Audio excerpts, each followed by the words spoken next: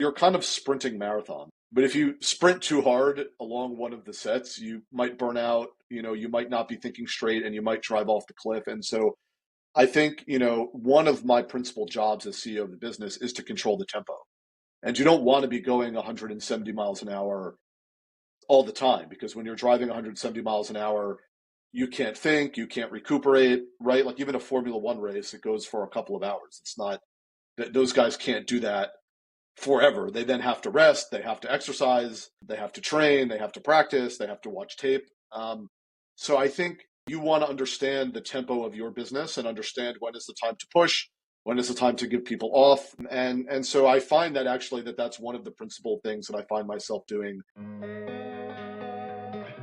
Hey everyone, this is Prashant and I'll be host for the VC 10x podcast. And today we have Ben Borodach with us. Ben is the co-founder and CEO of April, the AI-driven tax filer embedded in 20 plus fintechs. In under 2 years, April has successfully launched in all 50 states as an embedded tax technology, forging partnerships with over 20 fintech leaders, including Gusto and Acorns. In this episode, we talk about why did Ben choose to build April, how did April get its first few customers, their approach to hiring, fundraising advice for founders, and lots more. So without wasting any time, let's dive straight in. This episode is sponsored by my own podcasting agency called Podcast 10x, where I help VCs start and run their own podcast. While I was running VC 10x, this podcast that you're listening to right now, I asked my VC guests, why don't you start your own podcast? I mean, it's the best form of marketing for VCs. As they say, VC is a people play more than even a capital play. A podcast enables you to put your people at the front, your portfolio founders, your partners, and co-investors. It's a great way to build a brand and win competitive deals. It activates all your marketing channels in a single shot, be it YouTube or blog post or newsletter or social media. Everything gets activated in a single shot. And I get the same response from all the VCs that it's a lot of work and we don't have the time for it. I said, all right, let me handle the work for you, from pre recording, editing, publishing to making social media clips. All you have to do is show up on a call, hit record, do the recording using the well researched outline we provide you with, and you're done. We handle everything else. You know what they said? All right, let's give it a shot. So if you are a VC and want to up your marketing and branding game, I'd love to work with you. And if you're thinking there are too many VC podcasts already, remember there are way more VC firms out there. And if you're not standing out, you're losing out. So if you want to work with me on starting your podcast, go to podcast10x.com and book a call today. I'll add the link in the description and show notes below. Look forward to working with you. Hey, Ben, so good to have you on the VC 10X podcast. How are you doing? Doing well. Thanks for having me, Prashant. Great to be here. Yeah, it's a pleasure having you on. And to start things off, can we first have your background story and how you started April? Yeah, like many entrepreneurs, my path was not necessarily a straight one. April is all about embedding tax experiences inside of existing financial platforms. And so you can think of whether it's a Chime or a Gusto, or different kinds of financial platforms from wealth management to payroll. The idea behind April is to help Americans have an easier, more straightforward, streamlined tax experience by connecting their taxes with the existing data sources and financial activities that they're engaged with on a day-to-day basis. And so we've helped tens of thousands of Americans file their taxes. We're helping tens of thousands of Americans get $1,300 back on their paycheck on average, and helping American households and small businesses forecast and track their taxes. And the way that I got to April was not via the tax background. I'm myself not an accountant. I started my career actually in a venture-backed startup while I was at NYU, building on top of the early Salesforce API and HubSpot API, helping enterprises create dynamic content. And had a team of 10, was backed by some of the partners at Firstmark Capital, and basically was running around doing university and a dual track with the startup at the same time. And I made many first-time mistakes and ultimately turned down more funding. I think at the time it was from the New York Angels, and kind of ran the startup on fumes with some of my co-founders, and realized how difficult starting an enterprise tech company was. And so after I graduated college, I made my parents very happy by getting a quote real job at Deloitte Consulting. And at a pretty early age, ended up becoming the go-to person for fintech within the firm, and consulted for many large organizations, large insurance companies, large banks, primarily in the US, helping them. This was sort of at the fintech 2.0 stage, helping them think through that next iteration of their digital business, and got to see financial services really from the highest level, both the decision making, the recuperation from the 2008 financial crisis, and the transition to mobile and digital first solutions. And I did that for a number of years, built a fairly large book of business within the firm, and then ended up at a firm called Team8. Team8 at the time was a pretty small group based out of Israel, and I opened up their US office and helped them scale up from about 40 million under management to what's now just about a billion under management. And the whole idea behind the firm was to tackle difficult problems in cybersecurity. I didn't know much about cybersecurity. It was the thing that sort of in financial services just blocked all of the good things that you wanted to happen. We would have a blockchain project, an IoT project, an AI project, and then it would, the security team would always come in at the end and kind of try to pull the plug because they basically win by doing nothing. And what became interesting is that it became clear in financial services that doing nothing was no longer going to be acceptable. Businesses were going to be eroded if these companies did not move online, did not invest in digital, did not find new ways to reach their customers. And so I was intrigued. The group had sort of preeminent cyber expertise coming out of different intel units, primarily out of the IDF. And I thought it was a great opportunity to learn about something I didn't know, and also bring the knowledge that I had in financial services and see how we could solve difficult problems. And the way that the group pioneered sort of a new model in venture capital was not just incubation, but really bringing a structured process, bringing large corporates like Microsoft and Walmart, bringing investors like Bessemer and Temasek and NEA, bringing talent that was coming out of intel units that was very sort of germane to cybersecurity, and putting together a team of people that was solely dedicated to helping the entrepreneur build a company. And so we had a team of about 20 people, and we would build about one company a year. So it was very, very intense. And, over my time there, I got to work on, a company called Clarity that's now, a multi-billion-dollar IoT security company. I incubated a company called Curve, which became PayPal's crypto team, was one of the early pioneers of multi-party computation, helping secure the blockchain within the enterprise, and later worked on a company called Visible Risk that assesses cyber risk and can help basically incorporate that into the credit risk model. And that business got spun into Moody's and BitSight. And so had done that a number of times, over the course of a several year period, and had raised money both from LPs for the funds and from other VCs for our companies, exited some of our companies, and basically decided I wanted to be an entrepreneur again.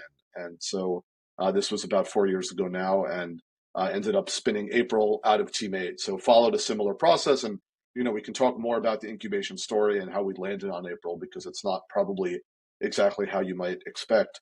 But that was about 4 years ago, and then the rest, as they say, is kind of history. Right, totally. And tell us about that story of how you landed on the idea of a April, because, like you said, you had a bird's eye view of the entire fintech landscape. So you could have chosen practically anything which you wanted and where you saw an opportunity. So why you chose the problem that you're solving at April? Yeah, look, I'll talk a little bit about why I chose it, and then I can sort of step back and talk about how we got there.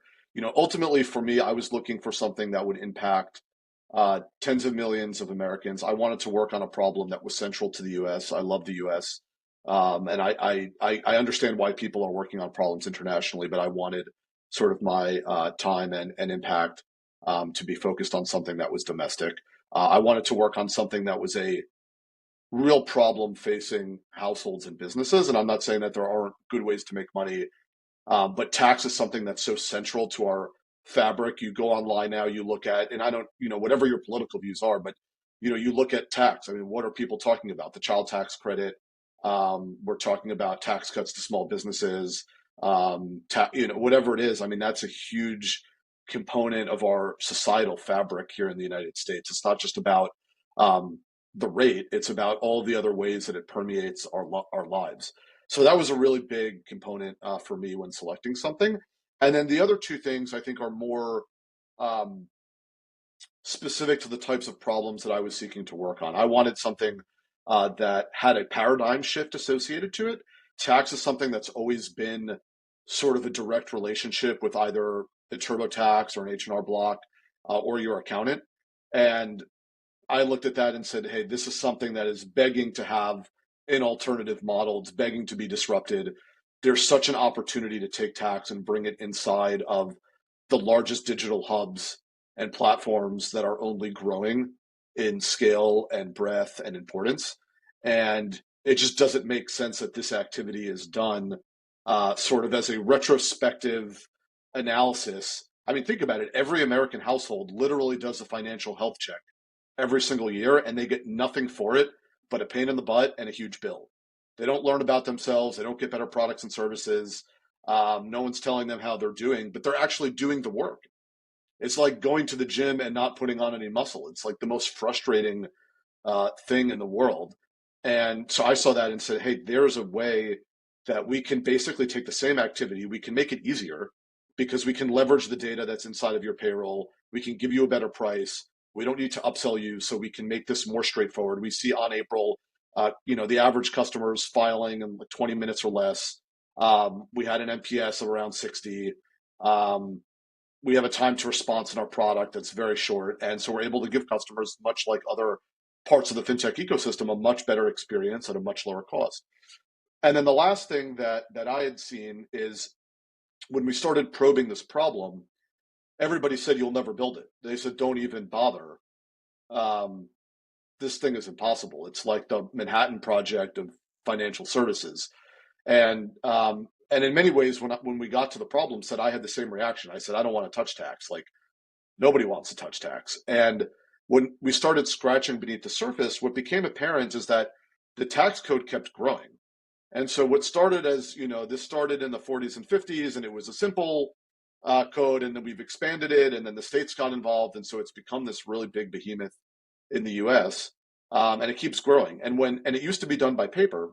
And then you had these companies like Intuit and what predated the Wolters Kluwer and Thomson Reuters tax businesses. And they started putting it online. And they said, instead of an accountant doing this by hand, we can give them basically a sophisticated calculator. And that evolved into desktop software, and that evolved into cloud software. But what became apparent is that all of these companies had started building this when the digital solutions were much less mature, when the code was smaller. And so then the question became, how can you get something to market that was going to be in all the states, was going to have coverage for most people?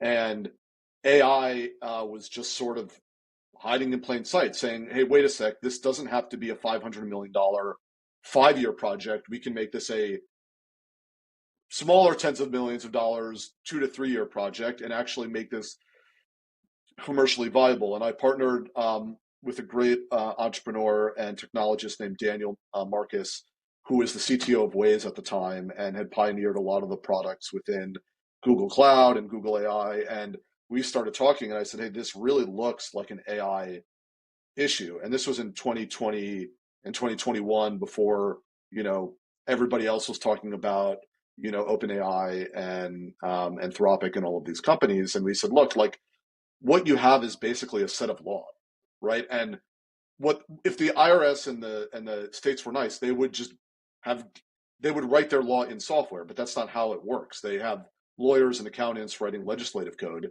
and the whole game is, how do you get that code? How do you get that law into code, and then ultimately into a product? And so we said that this is kind of a semi-structured piece of data that's somewhat repeatable, and if we feed it through an AI pipeline, we'll be able to dramatically reduce the time and effort that it takes to be able to do this. And sure enough, we're going to be the first national e-file company with licenses in all the states in 15 years, and we have coverage for 90% of U.S. households. So the bet is kind of worked out, and unlike other companies, we do use AI as part of the interface, but we're not an AI application, right? Like people still need to ask, were you married last year? Like I'm not convinced that that is better to be asked in some kind of chat interface or through some sort of AI. You can still ask it as a yes/no question, but a lot of the computation and the year-over-year change and so on is powered by AI experience. And so that's what I was sort of looking for, was a paradigm shift, huge problem that had a fundamental technology sort of tectonic underpinning. And so that was sort of checked all the boxes for me, and I jumped in. Right, totally. And what was the go-to-market strategy initially, and how did you get your first few customers?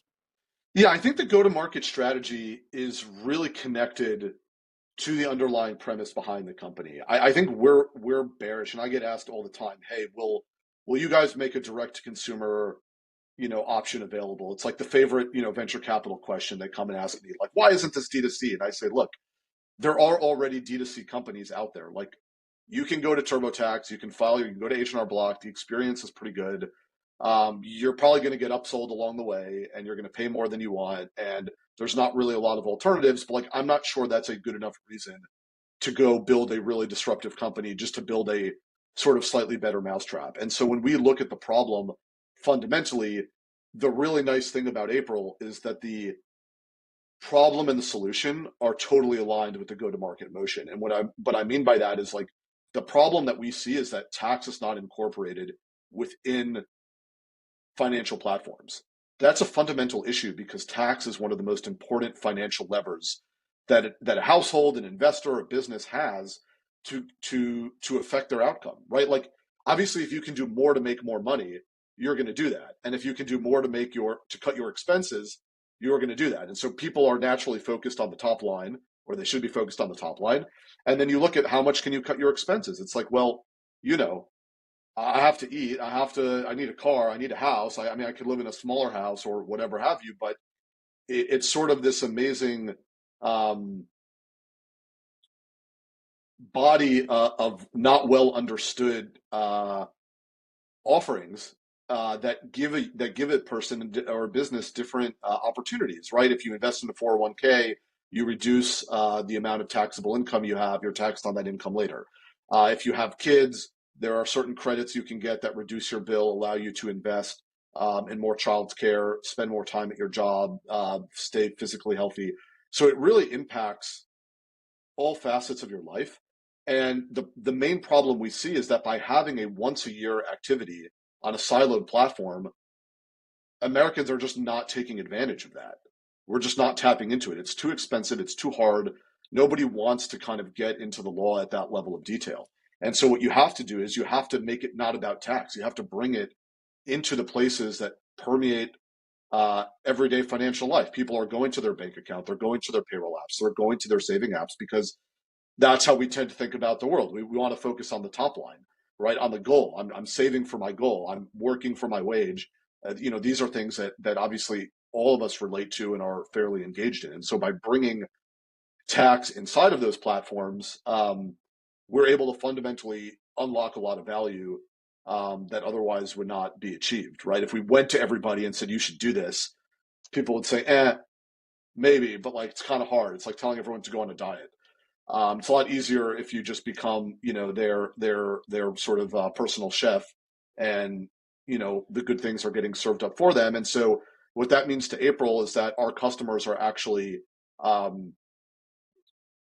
financial institutions and fintech companies, and so our motion is more B2B. We have a big consumer component. We do have a consumer app that gets embedded, so we do own a lot of the GUI, and so there's a lot of components of the business that look and feel a little bit more like a consumer company, but our go-to-market motion, our clients are ultimately these financial platforms. And just like others, we have a sales team and a marketing team, and we spend a lot of time and effort and thought into thinking about how do we reach these companies and how do we make them, successful. I think just like many others, that's not how we got our first few customers, to answer your original question. So, we've been fortunate to work with a lot of great venture funds. Teammate, where I came from, QED, NICA, Treasury, Euclidean Capital, Transpose, and others. And a lot of that early pipeline came, through the venture, either through our own personal network or through the venture capital network. Now it's shifted, and we have our own sort of mature pipeline. But in the early days, a lot of the early customers had come through, early relationships or cold outreach or something like that. Right, very interesting to learn. And so you have had experience at some great companies, right? So how do you and venture capital firms, right, working in that space as well. So how do you apply, or what were the main learnings that you took away from your past experiences that you have applied to building April? The main thing that strikes me that I find myself talking to both about fellow founders um, and VCs, both existing investors and potential ones, and even just others in the community, is like venture is a game of outliers. That's just what it is, right? You look at the big public companies, Apple, Intel, Uber. These are companies that actually broke a lot of rules and broke a lot of, I don't want to say broke laws, but didn't necessarily follow the playbook along the way. And I think what's interesting about the industry is we spend a lot of time trying to do pattern matching and trying to say, here's what worked in other companies, here's what you need to do here. Um, and I myself personally, I think we as a company are very much a first principles group. We try to analyze a problem, we try to get to the root cause, and we try to apply a solution and bring hypotheses, bring weighted probability assessments, and then optimize for speed, over 100% accuracy, right? Because if you wait forever, you'll never get all the data. And I think what's been striking is that in the last and I heard another individual from Founders Fund who was on a podcast recently talking about this, which I think was very smart. And because if you look at the last 10 years, I don't want to say there was easy money in venture, but like there kind of was. I think everyone understands there was kind of easy money. We had a lot of these SaaS companies that were building kind of low hanging fruit opportunities, I want to say, most of which didn't become generational companies, but did become kind of pretty good cash machines. They were able to build really repeatable sales cycles, and it was really easy for VCs to come in and say, okay, this is your magic number, this is your growth rate, and you didn't even need the VC. It was just like plug in, five things. So, and I'm like, there's not, and then we put in the money, and then in 4 years, this will look a certain way, and that to me actually looks a lot more like private equity or fixed income, right? That's not really a venture capital bet. I mean, if you look at the story of Apple or Uber, Tesla, I mean, these are hugely chaotic arcs that happened over decades to get to where they are now, and some of them are still kind of ongoing, in that way. And so I think when I think about venture, I think about big bold bets, um, and I think about the outliers. And so I think you want to take the good things that you can learn from industry. You don't want to be constantly reinventing how to build an enterprise sales team, how to, do product management. I mean, those are disciplines that have been kind of perfected, and the need to reinvent them, I think, is not necessarily, you're not necessarily going to get a lot of business value out of that. But I think the need to think, very differently about the specific problem that you're going after and apply a different solution set, you know, um, is there. And so, like for us at April, like when we went after the problem, we said we are going to be a national company within 3 years. And that cost a lot of time. It cost effort. It meant not doing other things maybe that our customers want or that would have led to more revenue faster. But we have now one of a few assets in the country, and we're the only one that's embedded. We're the only one that has all the coverage. We're the only one that has all of the APIs that are robust enough to attack the problem set that we discussed. And now we basically, because of this AI capability we have real escape velocity where we can go after, different opportunities within the tax domain. And so, that to me was a bold bet. Like we didn't have all the information at the onset. We were building conviction kind of as we went. But you're kind of, it's kind of like an option call that you're only going to really understand how it played out sort of on the other end of it, if that makes sense. Right, totally. And let's now talk about how you built the initial team, the founding team, to run this thing, April, and how the team scaled in the initial phases of the business, especially what were the milestones at which you hired more key people in the team. Yeah, well, as any entrepreneur, I think what you want to solve for, right, and CEO is you want to build around you with people that have things that you don't, right? Because um, that's how you build a great winning organization and a team. So I'm not a technologist. I understand technology. I have a good imagination for how systems interact, but I myself I'm not an engineer. I'm not technical, and so I said I need someone who's technical, and I need someone who can also balance my soft skills. And so I think Daniel was kind of the first piece of that, having someone who's both deeply technical, had a really deep background in AI and data science, and is also very even keeled. I tend to be the sort of pushier, CEO, and he's sort of the balanced one, I think, in the group. And um, so that was the first one. And then you sort of looked and said, well, okay, we need tax expertise around the table. And so we started building a tax team. And last year we added a woman named Christina Taylor who had built Credit Karma Tax and Cash App Taxes. She was basically the last person to build a national engine with licenses in all the states. And adding her to the team, she's on the board of the NACTP, which is the industry consortium. And so that sort of complemented uh, the sort of trio of the different fintech, technology, and tax components.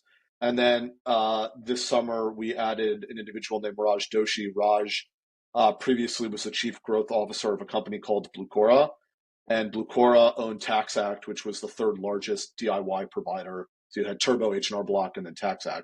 And Raj brings, I mean, he's again a fantastic go-to-market mind, um, and also a great person, but also brought that bird's eye view of what does it look like to run a many hundreds of millions of dollars tax business. And so, you look at those different facets, both personally, professionally, domain expertise. And then, in the early days, our business has been heavily skewed with technologists and people building. And, that's going to shift over time to complement and have, more people that are building and growing the business. Right, absolutely. And with hiring, another problem that comes with it uh, is building the culture, right? So, in the startup world, the hustle culture is the most popular one, I would say. Is it the same for you, or do you have a more balanced culture or a different approach to it? Tell us about that.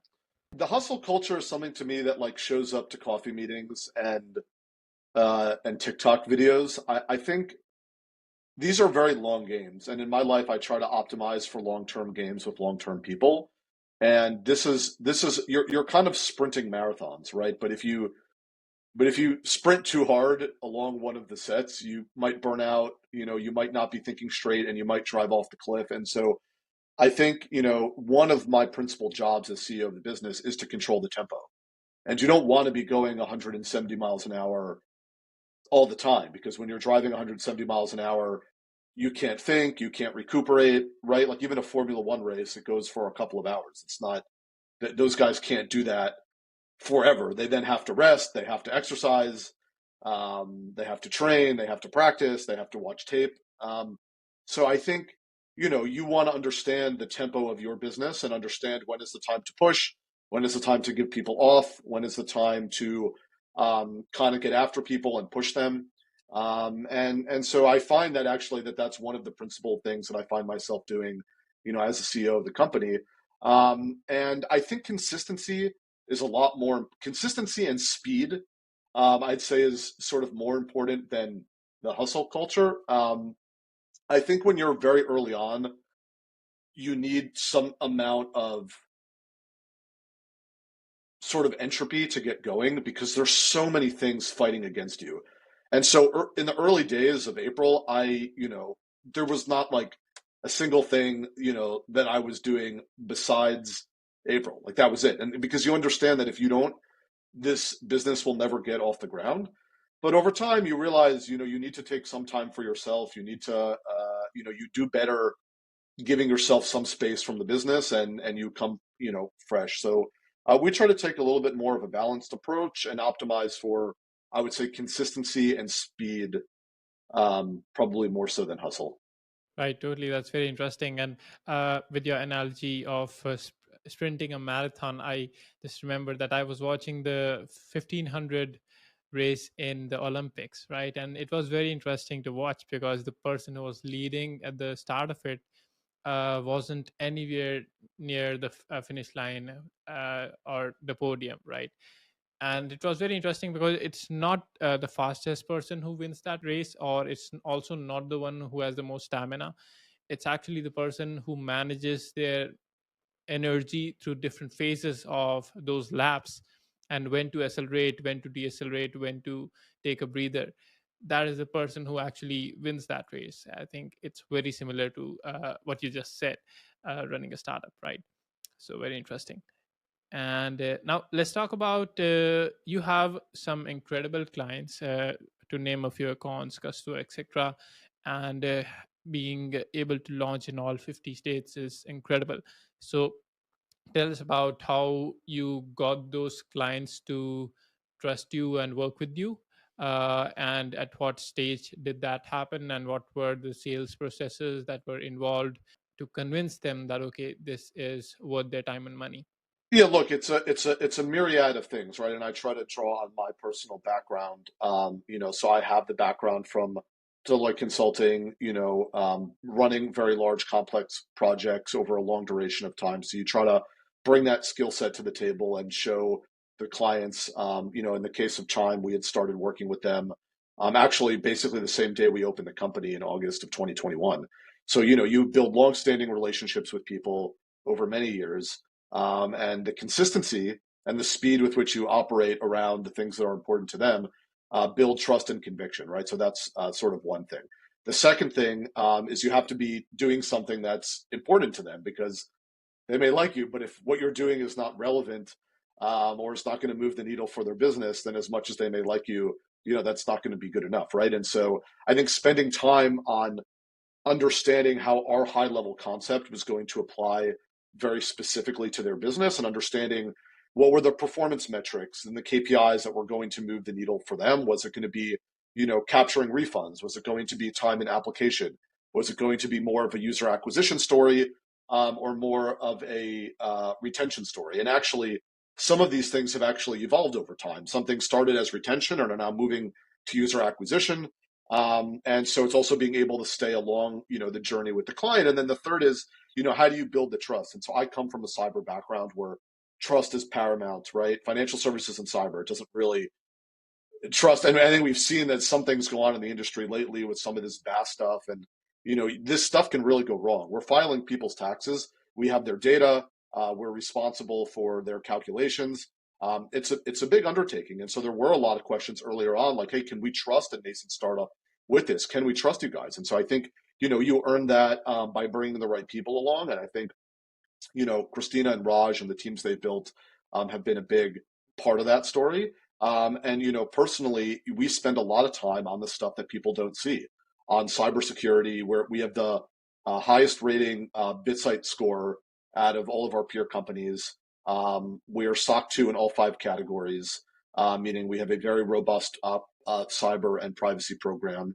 We basically built Fort Knox. And so, those are the things that I think are harder now than were 10 years ago. 10 years ago, people weren't really asking startups about that. But now the ecosystem's matured, especially in financial services, the risks are higher.